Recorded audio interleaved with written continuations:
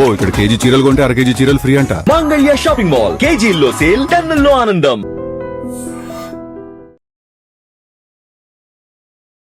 Welcome to I dream think again.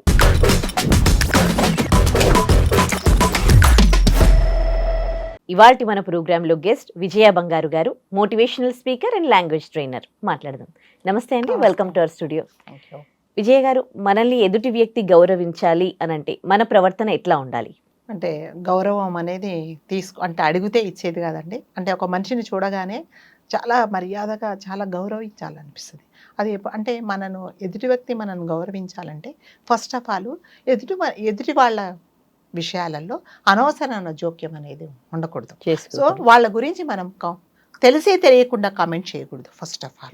Okay, దాని తర్వాత ఏంటంటే ఏదైనా ఒక మనిషి మీ దగ్గరికి వచ్చి ఏదైనా చెప్తే ఫస్ట్ అతను ఏం చెప్తున్నాడో వినాలి ఫస్ట్ ఆఫ్ ఆల్.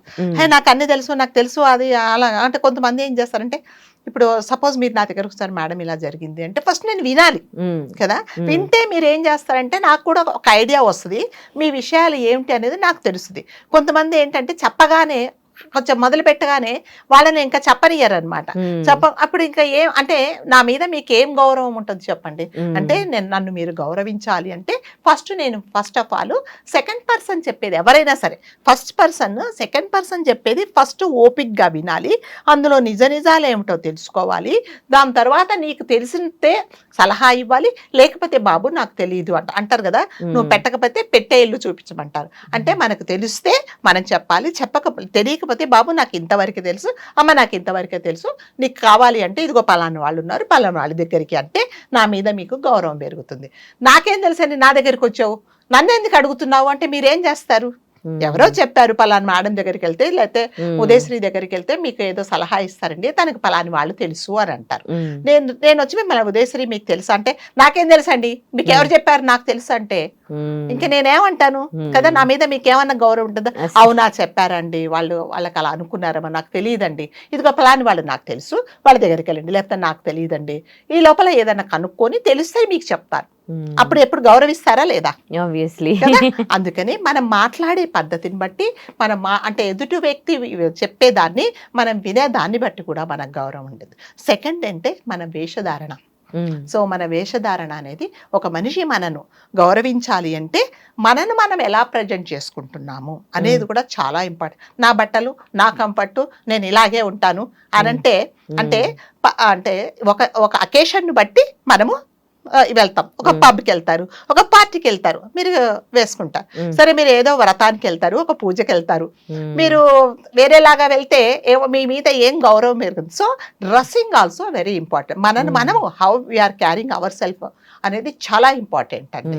అంటే అలా అని మొత్తం ఇట్లా కప్పేసుకొని అలా చెప్పట్లేదండి. అంటే మన వేషధారణ కూడా ఇంపార్టెంట్. సరే, మనం మాట్లాడే పద్ధతి, మనం ఎలా మాట్లాడుతున్నాము, సో ఎంత సౌమ్యంగా మాట్లాడుతున్నాము, ఎదురువాడు చెప్పేది మనం ఎంత సౌమ్యంగా వింటున్నాము, అతను చెప్పే సమస్యకు మనం ఏమన్నా పరిష్కారం చూపిస్తున్నామా, చూపించకపోతే లేదు బాబు నాకు తెలియదని మర్యాదగా చెప్తున్నామా అనేది కూడా చాలా ఇంపార్టెంట్ అండి. అంటే ఎవరైనా కొంతమంది ఏం చేస్తారంటే ఏదో ఒక సహాయం కోసం వస్తారు కదా. అంటే జనరల్గా అంటే మనుషుల మెంటాలిటీ ఎలా ఉంటుందంటే 99.9% ఒక మనిషి ఏదైనా సహాయం అడగాలి అంటే తనను తాను చంపుకొని ఇక అవసరం కదా, తప్పదు, నేను ఇక వీళ్ళని అడగాల్సిందే అన్న పరిస్థితిలోనే మన దగ్గరికి వస్తారు కదా. అంటే ఏదైనా ఫైనాన్షియల్గా కానీ ఇంకా ఏదైనా ఒక మాట సహాయం కానీ కదా. అంటే వాళ్ళు అప్పటికే సగం చచ్చి ఉంటారండి.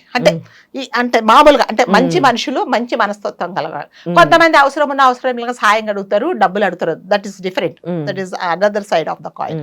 నేనేం చెప్తున్నానంటే మంచి వాళ్ళు ఒక మనిషి మన దగ్గరికి ఒక సహాయం కోసం వచ్చారు అంటే ఫస్ట్ వాళ్ళని మనం కించపరచకూడదు. వాళ్ళ లోట్లు పాటలు, నువ్వేంటో ఇవాళ అడుక్కున్నావు, నీ డబ్బులు నువ్వు పొదుపు చేసుకోలేదు, నువ్వు అన్ని వేస్ట్ చేసావు, ఇవాళ చూడు అడుక్కుంటున్నావు అంటే అప్పటికే వాళ్ళు చాలా దిగజారిపోయి చాలా అంటే బాధతో ఇంకా తప్పదురా బాబు అన్నాడు మన దగ్గరికి వచ్చినప్పుడు.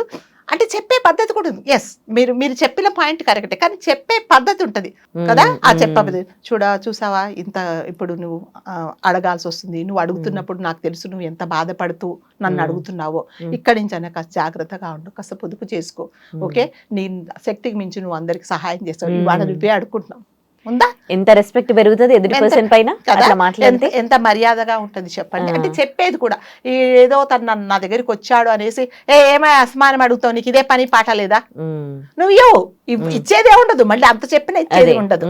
సారీ నువ్వు అడిగావు, నా దగ్గర కూడా ఉంటే తప్పకుండా ఇచ్చేవాడిని, సరే నేను ఎవరైనా ఉంటే నేను కనుక్కొని చెప్తాను, ఇప్పటి నుంచి అయినా సరే నువ్వు జాగ్రత్తగా పెట్టుకో, డబ్బులు ఉంటే జాగ్రత్తగా పెట్టుకోవాలి, ఆరోగ్యం జాగ్రత్తగా చూసుకోవాలి. అంటే మన మాట అండి, మన మాట ఉంటుంది కదా, ఆ మాట అనేది చాలా ఇంపార్టెంట్. ఆ మాట తీరు అంటారు కదా, ఆవిడ మాట తీరు చాలా బాగుంటుందండి అంటారు. ఇంకొకటి ఏంటంటే కొంచెం పెలుసుగా మాట్లాడతారు అంటారు కదా, కర్ర వేసేసి పొయ్యిలో పెట్టేసినట్టు, అంటే నేను కుండ బద్దలు కొట్టినట్టు మాట్లాడతాను అంటే ఎస్ మాట్లాడాలి, కానీ అది సమయము సందర్భం అనేది ఉంటుంది అనమాట కదా. కుండ బద్దలు కొట్టినట్టు చెప్పకుండా మాట్లాడాలి, ఎప్పుడు ఆ పరిస్థితిని బట్టి మాట్లాడాలి మనం. అంతేగాని నువ్వు సిగ్గులేదా, నువ్వు అప్పులు చేస్తావు, ఎప్పుడు చూసినా కూడా అప్పులు చేసుకుంటూ ఉంటావు, ఇవాళ మీ ఆవిడ ఆరోగ్యం అలా అందరిని అడుక్కుంటున్నావు, కుండ బద్దలు కొట్టారు, కానీ అతను ఎంత బాధపడుతున్నాడు, అతనికి తెలిసింది అయ్యో నేను ఇవాళ పొదుపు చేసుకోలేదు, నేను అందుకనే అడుగుతున్నానని మన దగ్గరికి వచ్చినప్పుడు మనం చెప్పే పద్ధతి కూడా ఉంటుందండి. ఒక మనిషిని గౌరవించాలి అంటే ఇవన్నీ కౌంట్ అవుతాయి కదా, అన్ని కౌంట్ అవుతాయి.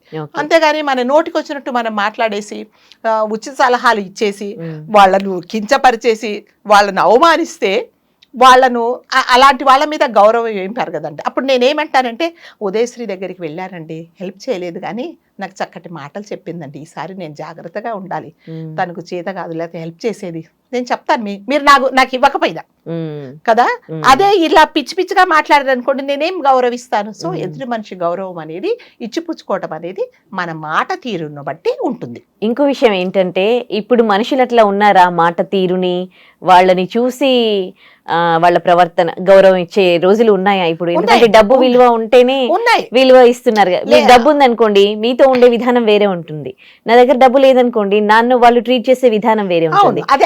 మారిపోయారు కదా, అందరూ అలా ఉండారండి, అందరూ అలా ఉంటారు. అంతే ఎదుటి మనిషిని నువ్వు మనిషిగా గుర్తించాలి, వాళ్ళ బట్టలను బట్టి లేకపోతే వాళ్ళు మాట్లాడే పద్ధతిని బట్టి అది ఒక రకంగా ఉంటుంది, కానీ అప్పుడే మనకు తెలిసిపోతుందండి. అంటే ఎదుటి మనిషిని వేరే వాళ్ళని గౌరవిస్తున్నారంటే వీళ్ళు డబ్బులకే ప్రాధాన్యత ఇస్తున్నారా లేకపోతే వేషధారణకు ప్రాధాన్యత ఇస్తున్నారా అని అది మరి that is another side of the coin. So గౌరవించడము అనేది ఓన్లీ మీ మనస్తత్వాన్ని బట్టి మీ మనిషికే నేను గౌరవిస్తాను అంతే. సో వేషధారణ అనేది అది ఏంటంటే సందర్భాన్ని బట్టి ఉంటుంది అనమాట. దానికి కూడా మీరు అన్నట్టుగా ఎస్ మీరు డాపు దర్పం చూపించేసి ఏదో ఉన్నవి లేనివి గిల్ట్ నగలన్నీ వేసుకొని పోతే చాలా ఇస్తారు.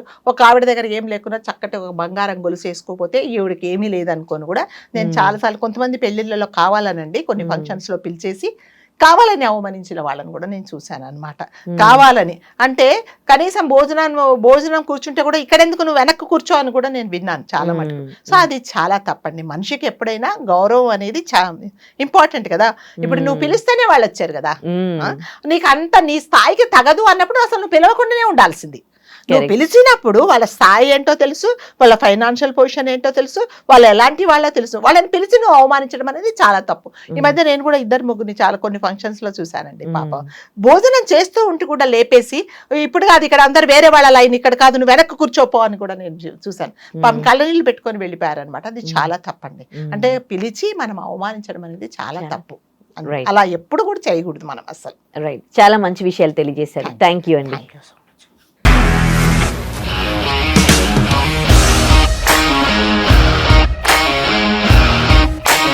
ఇండస్ట్రీలో కమిట్మెంట్ ఇష్యూస్ వస్తే నీకు కూడా వచ్చినట్టు మార్నింగ్ తీసుకెళ్ళాలంటే కొట్టి పడేస్తారు.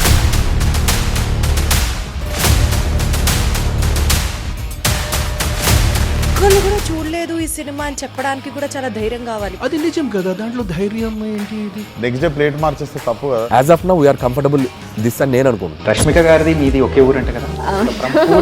నీకు కోపం వచ్చిందంటే బాగా తిట్టేత్తరా? తిట్టేద్దామండి. నిజంగా గేమ్ ని ఎలా చేంజ్ చేయగలిగారు? ఏపీఎస్ఎఫ్సి వాళ్ళకి 6 నెలల్లో నేను 6 లక్షలు కట్టా. బిజినెస్ చేయాలనుకుంటే it is as difficult as riding a tiger.